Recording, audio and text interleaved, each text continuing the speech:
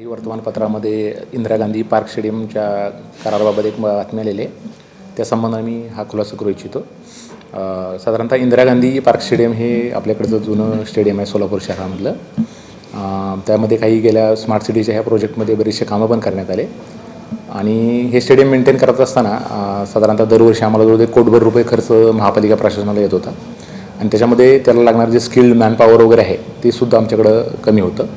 त्यामुळे जेव्हा हा विषय साधारणतः 5-6 महिन्यापूर्वी आमच्या चर्चेला आला, त्यानंतर आमच्याकडं MC प्रस्ताव घेऊन आलं होतं. त्यानंतर आम्ही एक विहित निविदा प्रक्रिया जी आहे ते राबवली. त्याच्यासाठी एक्सप्रेशन ऑफ इंटरेस्टची जी असतं ते साधारणतः 2 राज्यस्तरावरचे न्यूजपेपर होते, त्याच्यामध्ये आम्ही जाहिरात दिली आणि जून महिन्यामध्ये पूर्ण विहित प्रक्रिया जी आम्हाला महानगरपालिकेच्या कायद्यानुसार आहे त्यानुसार राबवून मुंबई महाराष्ट्र क्रिकेट असोसिएशन जे आहे तर त्यांना ते सिलेक्ट केलं गेलं आणि हे 30 वर्षासाठी हा करार करण्यासाठी हे प्रयोजित आहे.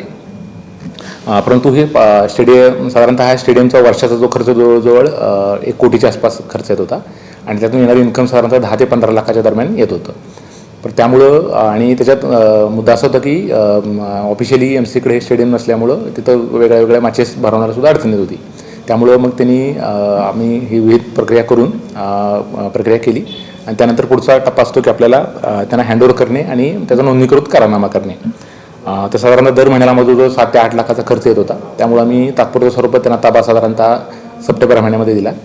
पण आणि त्याच सप्टेंबर महिन्यामध्येच साधारणतः हे हँडओव्हर करत असताना जवळजवळ 3-3.5 कोटी रुपयाचा त्यांना ॲग्रीमेंट करण्यासाठी जे काही खर्च लागत होता तो येत होता. त्यांनी आम्हाला लेखी स्वरूपात विनंती केली आणि त्यानंतर आम्ही 9 सप्टेंबर रोजी ते जे शुल्क जे पत्र आहे ते आम्ही शासनाला पाठवलं आणि शासनाला पाठवल्यानंतर त्यांचा पाठपुरावा आता सुरू आहे आणि आता आम्ही त्यांना वेळोवेळी सूचित पण केलं की लवकरात लवकर करा. त्यानंतर मागच्या आठवड्यात आम्ही ही प्रक्रिया लवकरात पूर्ण करून घेण्यात यावी, अन्यथा जर आपण विहित वेळेमध्ये जर जे नोंदणीकृत करारनामा आहे तो जर आपण पूर्ण केला नाही तर आम्ही तो करार रद्द करू, असे सुद्धा एक लेखी स्वरूपाचं पत्र आम्ही मागच्या आठवड्यात दिलेलं आहे. आणि ही जी पूर्ण प्रक्रिया केली होती याच्यामध्ये चांगल्या आपले जे लोकल जे खेळाडू आहेत त्यांना राज्यस्तरावरचं आणि महाराष्ट्रातले आणि देशातले इतर खेळाडूसुद्धा या ठिकाणी यावेत ह्या चांगल्या उद्देशानंच केलेली ही पूर्ण प्रक्रिया होती. याच्यामध्ये जी प्रक्रिया आहे ते लवकरात लवकर पूर्ण करून घेण्यासाठी जे काही समजा त्यांनी शुल्क माफी जर वेळेत मिळाली नाही आता त्यांना काही ठराविक वेळ देऊन त्यानंतर जर त्यांनी शुल्क माफीचा प्रस्ताव शासनाकडे प्राप्त नाही झाला तर करारनामा रद्द करण्यात येईल. धन्यवाद.